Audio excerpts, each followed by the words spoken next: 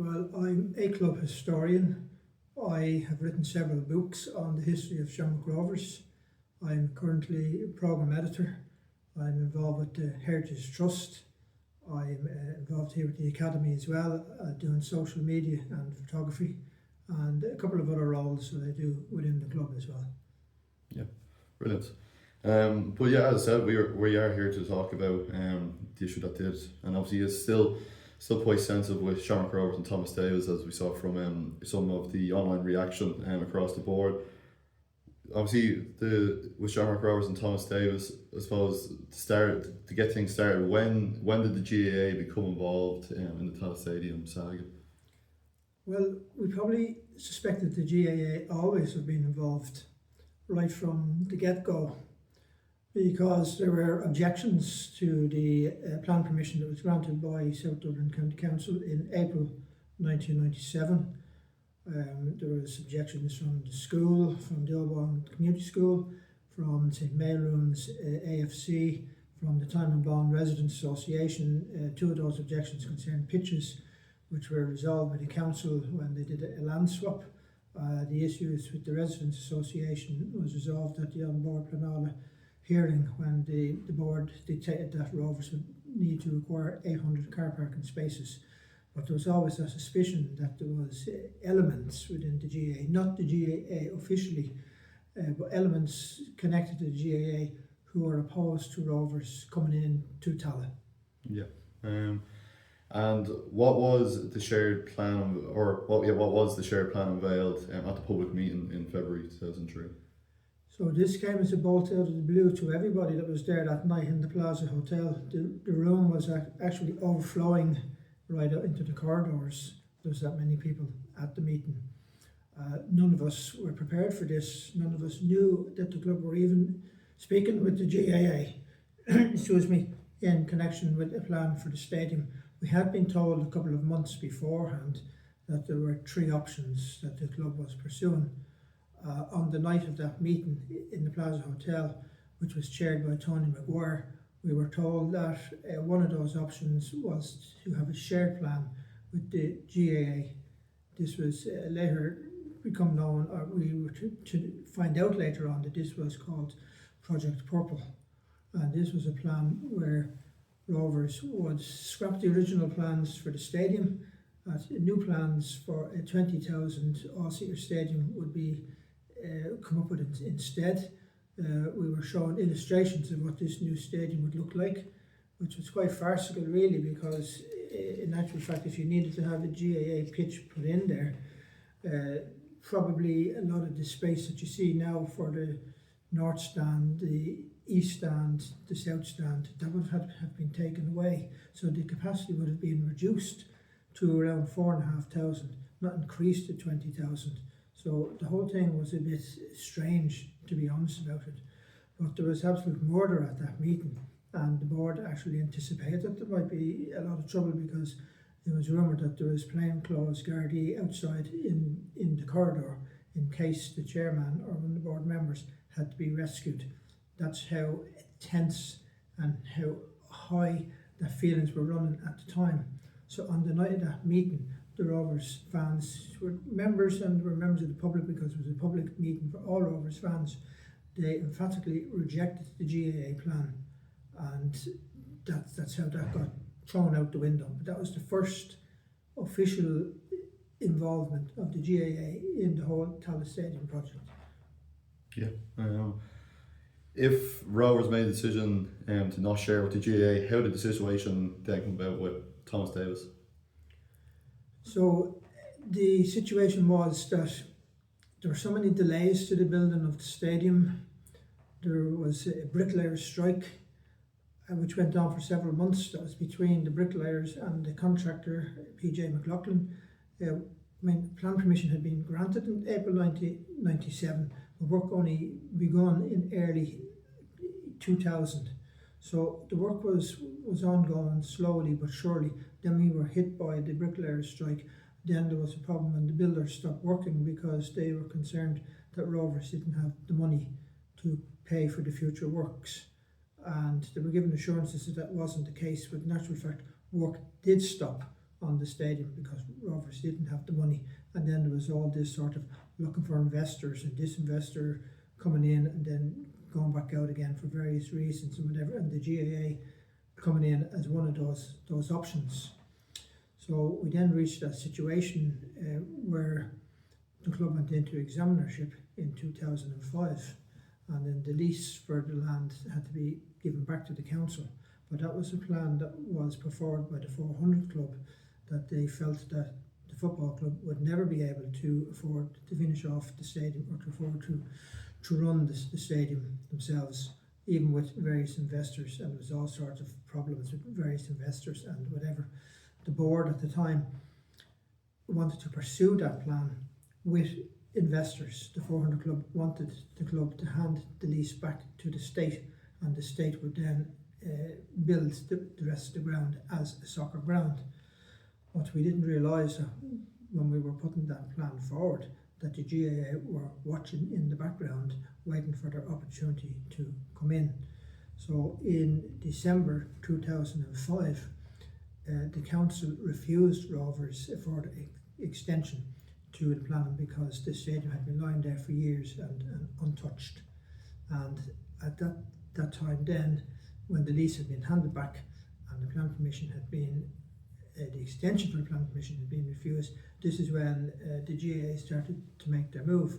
But in the meantime, Rovers board appealed that decision by South Dublin County Council. The decision actually was that not only were they not giving us an extension to the plan, but they had also voted by 22-4 that the stadium would, going forward, cater for Gaelic games as well as for soccer. And we suspected there was an awful lot of pressure put on the councillors from elements unknown, as it were, but it was also coming from the GAA, as a way to have the stadium cater for Gaelic games as well as for soccer. So by doing that, they kind of realised that, instead of just being 20,000 stadium seater, as I said, the capacity would be reduced to 4,500 or even smaller than that, and it would have been financially unviable for Shamrock Rovers to operate in a stadium like that. And this was one of the reasons why the GAA were looking to scupper the whole idea. Basically, they're really trying to prevent Shamrock Rovers from coming into Tallaght at all costs. So our board appealed that decision by South Dublin County Council to the High Court, and the High Court found in Rovers' favour. And then we trudged on then into a situation where we went into examinership. And after examinership, the 400 Club took over. And when the 400 Club took over, then negotiations began in earnest with the Department of Arts, Tourism and Sport for the leases to be handed back, and for the state to fund the finishing off of Tallaght Stadium as a soccer stadium. So when all that was agreed and put into place, this is where the GAA then came in and said, no, hold on a minute now, there's a vast amount of public money being put into this, and we are entitled to play in that stadium as well. And this was driven by, not necessarily driven at that particular point by Thomas Davis, Gaelic Football Club, Tomas Davis, as they were in Irish. There were several other GAA clubs within the Tallaght Temple Oak area who joined together and objected. And those other clubs were St Jude's and Fawes down in Temple Oak, Creero, Naifra, St Anne's and St Mark's, and Thomas Davis in Tallaght. But the government, through the Department of Tourism, Arts and Sports, made it clear that funding would only be given to finish off the stadium based on the original plans, which was that it was to be for a soccer stadium. And when this was put to the councillors of South Dublin County Council, they then had a second vote, and at the second vote they decided to reverse the decision that they had made only a few months earlier, because they now knew that there was no way that the council could afford to pay for that. The money had to come from the state, and the Minister for Sport, John O'Donoghue, made it 100% clear that the only circumstance in which the state would pay for the completion of the stadium is if it was on the original plans. That then caused as I said, this objection from these GAA clubs who were working in cahoots with the Dublin County Board. The government then pointed out to these clubs individually that each and every one of them had applied for substantial grants for an improvement in their facilities or to acquire the facilities, and that each and every one of them had been given substantial grants by the government towards their own plans. So having looked at that, in fairness, the other 5 clubs other than Thomas Davis sort of said, well, yeah, you know, what you've said is true and fair, and we don't really have any truck with Shamrock Rovers going into Tallaght Stadium, so we don't really want to be a part of this. So those 5 other clubs withdrew their objections, and Thomas Davis were the only ones that were left fighting this battle on their own, but not on their own, of course, because it was with the Dublin County Board. Yeah, yeah, a lot of information there. I suppose it takes away from maybe, you know, Thomas Davis. They were the only one out of the, as you were saying, out of the Gaelic clubs that persisted with it. It probably takes away from maybe their message of genuinity, you know, that kind of publicly they kind of look at from the research and from the letters, kind of publicly it looks like we want to share the stadium with Shamrock Rovers, and it was kind of, it seems that they painted a picture that it was all in the name of nearly fairness, that, you know, just one Shamrock Rovers play, Thomas Davis play, and that's it. But like exactly of the detail you've gone into, it doesn't paint that picture when you dig a little deeper. No, and it absolutely wasn't, and it wasn't their intentions either, because there were emails discovered that went from Thomas Davis to David Kennedy, who was one of their officers, and from Christopher O'Donnell, who was the chairman of Thomas Davis at the time, and emails that were going back and forth between themselves and the County Dublin Board to the John Costello of the County Dublin Board, and also to John Bailey, who was the chairman of the County Board. And in these emails, there was messages in these which stated that they didn't want Shamrock Rovers there at all, and that it would be, I think one of the quotes was Shamrock Rovers for now, basically. And also it was, one of the statements that was in one of the emails was that in any bout between Shamrock Rovers and Thomas Davis, that Thomas Davis or the GAA would be the last man standing. And this is where this comment that you often hear being spoken about or quoted these days by Rovers fan, last man standing, that was a comment that came from Thomas Davis in, you know, from the club in the conversation in their emails, and they were challenged about that at a meeting in the Plaza Hotel in May 2007 that took place between Shamrock Rovers board and Thomas Davis, and this was while the court case was going on. Yeah, I suppose that's it, because Thomas Davis, like, maybe your feelings on it, like, are they acting alone in this moment, or as you said, they're working in cahoots more so with the Dublin County Board as well? Well, the emails absolutely proved that they were acting, maybe not in cahoots, but because it wasn't that secret, I suppose. Yeah. But the County Dublin Board were basically behind this. They didn't want soccer taking hold in Tallaght, because if you understand the history of Tallaght only started to develop around the late 1960s with housing estates, and that's because first generation people that moved into other local areas, into the larger housing estates in Crumlin, Drimna, Walkinstown, their children were now growing up, and they were all looking for somewhere to move, somewhere close, and they were all moving out into Tallaght, whatever. And the GAA had a fairly good foothold in the area. There was a lot of soccer clubs in Tallaght, but there wasn't one big one. And for years, a lot of the best young soccer players in Tallaght were travelling out of the area, and they were going to clubs like Home Farm and Stella Maris and Jerry Orchard or whatever. And so in 1996, when the new owners took over Shamrock Rovers and they announced the plans to move to Tallaght, Tallaght Town AFC approached Shamrock Rovers. Tony McGuire was the chairman, and Tony McGuire had very close links with Shamrock Rovers because his grandfather was president of the club going back to the very early years of the club, and his father and his uncle also played for Shamrock Rovers in the 1920s. So Tony brought this idea to Shamrock Rovers that there would be a merger with Tallaght Town and Shamrock Rovers, and that was agreed, and Tallaght Town became known as Shamrock Rovers. And this probably caused alarm bells within the GAA, because suddenly they could see that where there had never been a threat to them in the Tallaght area from, the smaller soccer clubs, feel like now the biggest name in Irish football was after moving into Tallaght, and in a very, a very good piece of business, let's say, all of a sudden there was a club in Tallaght, soccer club in Tallaght, that had 300 underage players playing there, and this, as I said, this alerted the GAA to something that they did not want, they did not like. And there was a comment about them somewhere that came, I'm not sure exactly where it came, but it was that they saw this as a battle for the hearts and minds of the youth of Tallaght.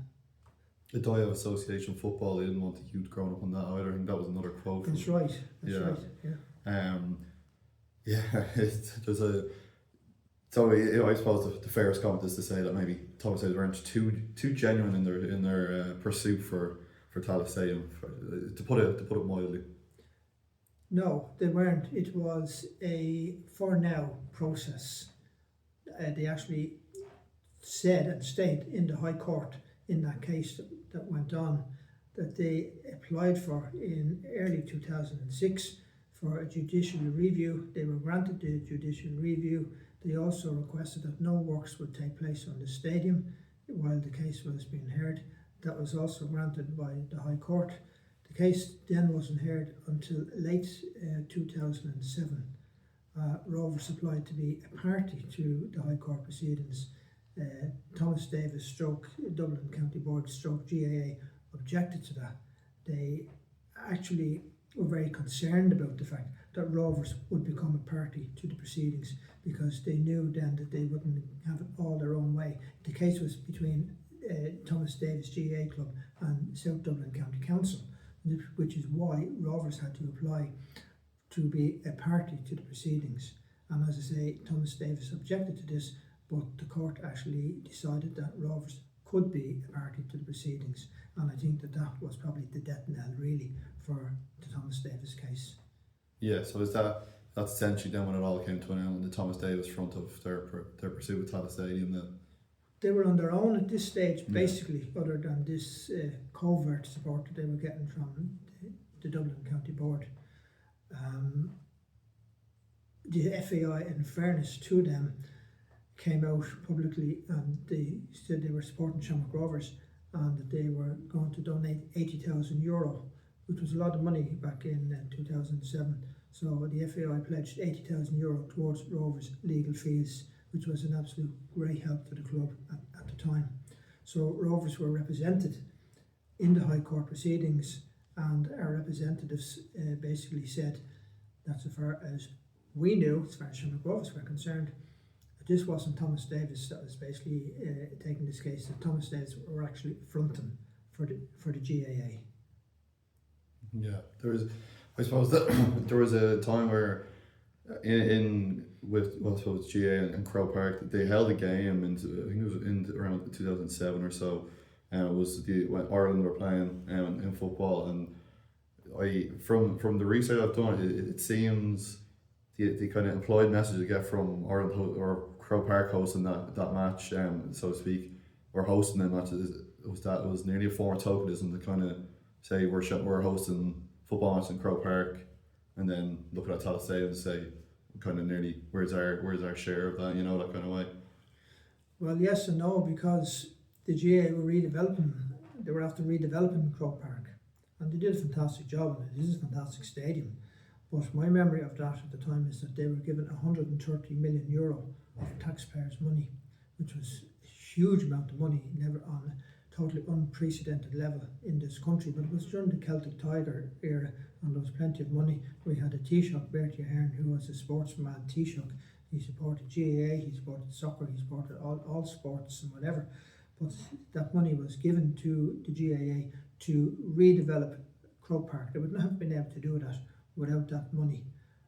They certainly put a lot of their own money into it, but not without that intervention of public funds. And so there was never any strings attached to Tallaght Stadium or anywhere else whatsoever in relation to that. The only thing I think was that Bertie Ahern had asked that Coke Park would be made available to the IRFU and to the FAI while Lansdowne Road Stadium was knocked down and the new stadium was being built. And that was the understanding on which those matches were, this Rule 42 was done away with and whatever. And for the first time ever, a rugby match was played. Ireland played England. A soccer match was played when Ireland played Wales just a month or so later. And like everybody in the country saying, this is absolutely fantastic. Like the old days are gone. Like, we're all happy people here once again. But there was absolutely no strings attached whatsoever to Tallaght Stadium or anywhere else. And at that meeting that the Rovers had with Thomas Davis Gaelic Football Club in the Plaza Hotel in summer of 2007, the Rovers representatives put it to Thomas Davis that if it was the case that the GAA say had Tallaght Stadium and that Rovers or a soccer club had come in later on and said, hey, this is a vast amount of public money that's going in here, we feel that we should be a part of it.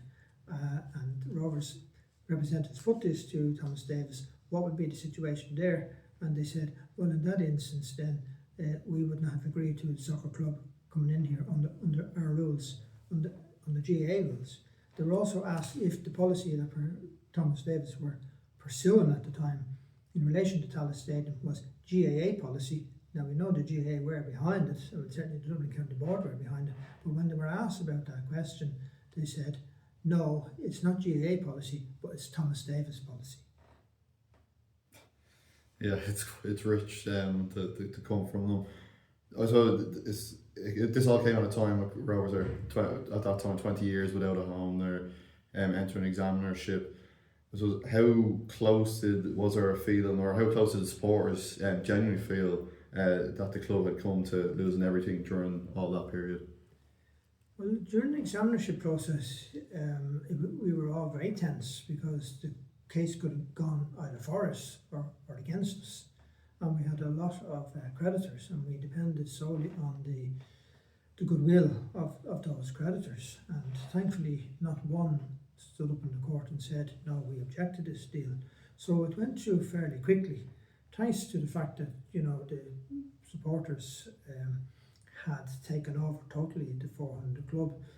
Thanks also to Ray Wilson in Australia for the absolute fantastic support that he gave. And the two combined were able to put this case together to the court. The creditors, as I say, all backed us and whatever.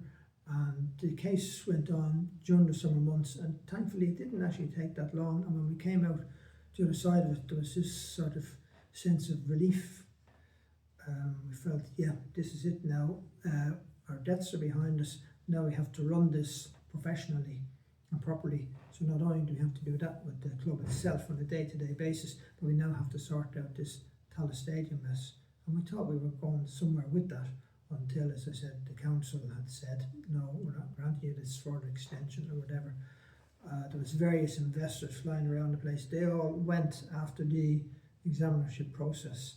And because the 400 club were now in charge of running the club, there was just this direct line now between the club and the department that this was the way it was going to go, and this was the way it was going to work out, that the state would pay the money to finish off the stadium, then all the leases would be handed back from Muldoon International or whatever, the company that had originally invested in all of the land, come up with the plans and whatever. And some of the leases, it's very complicated. Sometimes I have to think myself, because I think some of the leases were in the hands of Sloan Park, who were the company developing the stadium. Muldoon International were hoping to develop apartments and retail units, whenever they held on to some of the leases. But when all of this was all handed back, this is where we thought, well, this is great, because now the work can start on the stadium. And this is where Thomas Davis stroke GAA stroke Dublin County Board came in and started saying, no, wait, this is a vast amount of public money that's being invested here, and we're entitled to be playing there. Yeah, I suppose when you look at how far it's come now, 10,000 capacity, selling out for Dublin derbies against such as Bows, But it's good. It's great to see for even like, I think probably for people who love the community who might not even be a Shamrock Rovers fan. I think it's great to see what it's done for the community, what it continues to do for the community, and the youth of Tallaght really, seeing Shamrock Rovers and not just the stadium, not just off the pitch of seeing the stadium, increase to 10,000, but obviously the stuff they're doing on the pitch as well. It's a credit to the club. Well, that was the whole idea from the very start, back in 1996, and the original plan was for a 10,000 stadium, but then when it went to on board for an all hearing, the capacity was cut to 6,000 because there were objections and so on. And then, as I said, also they were told that they had to have 800 car parking spaces, and that actually pushed things back. And it was all various different reasons. And then, with inflation was running at 1% per month in the building industry during the Celtic Tiger. So although we got grants from the state and there was some private investment or whatever, the money just ran out, which is why it was lying there for years. I mean, I would drive by it myself every Saturday and Sunday when I'd be going up to the schoolboy pitches up in Contipper, and I'd be almost crying seeing it like that, like and saying, will we ever get in there? So what you're seeing now is what the club had planned going back to 1996 when they launched the plans in Christmas 1996. It's all come to fruition, and it hasn't just happened. Like, I mean, obviously the success brings the crowds, it brings the sponsorship and so on. The economy is doing well, thanks be to God, so people are willing to splash out and that sort of thing. Like, you will just be concerned what might have happened if everything had gone against us. Where would we be now? Would we be playing in the one-sided stadium with a capacity of 3,500 or whatever? The club, we wouldn't have had what we have now, what you have just mentioned there. Certainly wouldn't have had that. I should just mention, by the way, when we're talking about the court case with Thomas Davis, that when the court ruled against them in December 2007, it basically didn't just end there, because they then appealed to the High Court for a review, which they weren't allowed to do.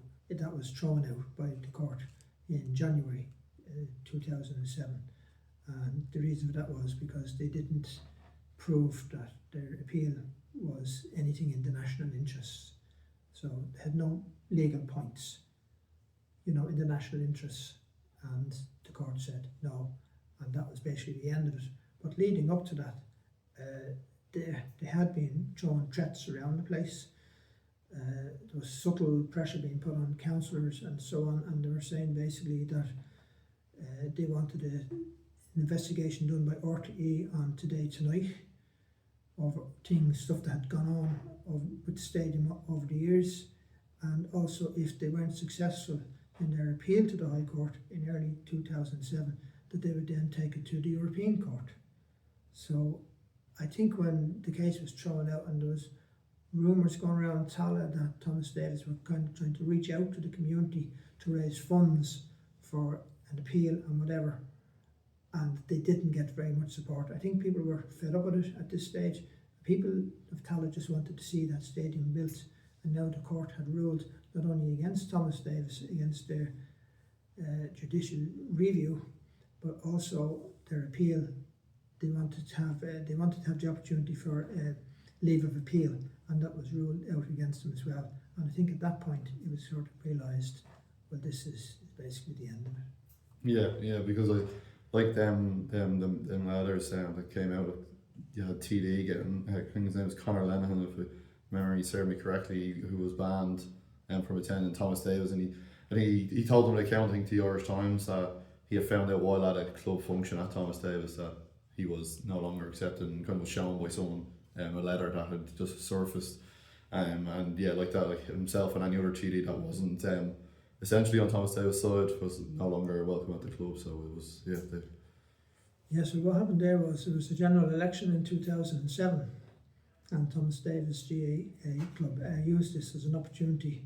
They sent home letters, I think, with all their underage players, and they sent out emails to all of their members telling them not to vote for Charlie O'Connor and Conor Lenihan and Fianna Fáil, because these two men had been vocal in their support for the stadium.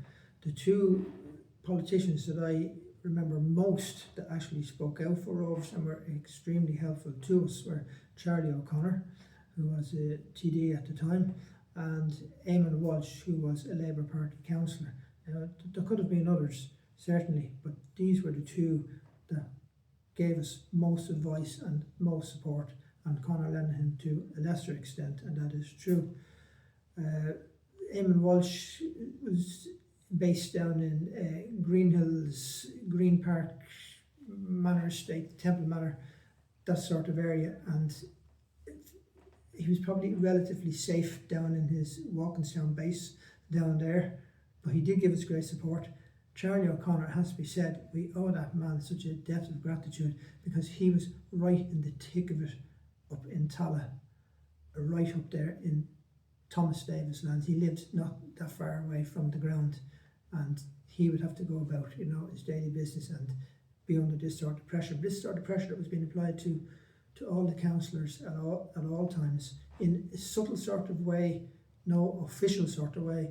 There was pressure applied to the councillors over the car park, the extra 4 acres that were needed for the car park, and there was this same sort of pressure was applied on the councillors when it came to the vote to that the plan should be that the stadium should be for GAA as well as for soccer. This was the sort of pressure that was being applied to public representatives all throughout. Well, I would just say that, I'm speaking today from an historical point of view, and, that was 20 odd years ago, and obviously some Shamrock Rovers fans will never forget, and the last man standing and so on. Well, we have t-shirts and all that said last man standing, and then future generations are saying, hey, what's that about? And then we're explaining to them what that's about. But, in fairness, I'd have to say, I'm not aware of any difficulties between Shamrock Rovers Football Club and Thomas Davis GAA Club. I think we all work together very well within the Tallaght community.